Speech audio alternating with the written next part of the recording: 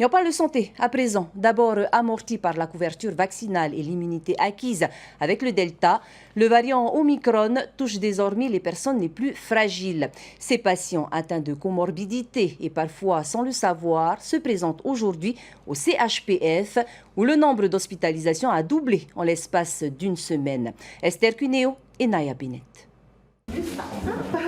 Dans cette unité dotée de 15 lits, on reçoit d'habitude des patients atteints de bactéries multirésistantes.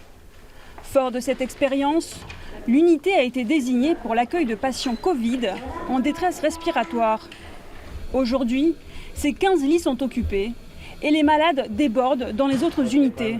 La semaine dernière, on était à un peu plus de 30, donc on a un doublement en une semaine du nombre de patients hospitalisés. On n'a pas la même conduite à tenir que lors de la précédente vague, puisque le virus est différent et se comporte différemment.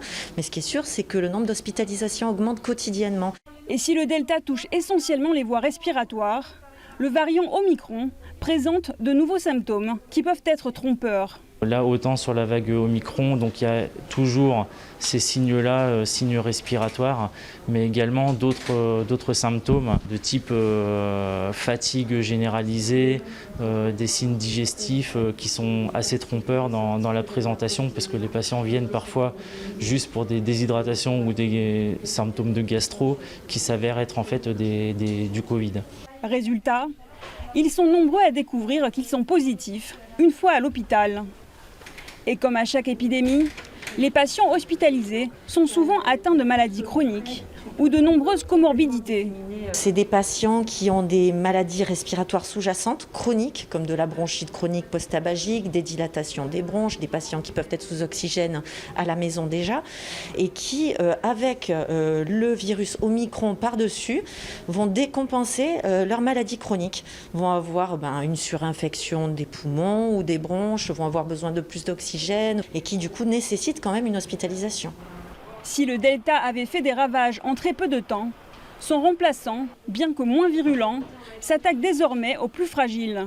Le variant Omicron, on a l'impression qu'il s'est diffusé à bas bruit pendant quelques temps et que petit à petit, il touche d'abord les personnes en forme et puis les personnes plus fragiles.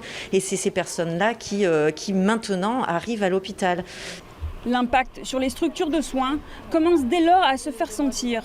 Rodé à l'exercice, le CHPF ne cache pas la fatigue de ses équipes. C'est pourquoi elle exhorte la population à ne pas négliger les gestes barrières, la vaccination ou encore l'importance d'avoir un suivi médical régulier. Car les malades sont encore trop nombreux à découvrir leur comorbidité une fois à l'hôpital. L'hypertension, ça fait pas mal. Le diabète, ça fait pas mal.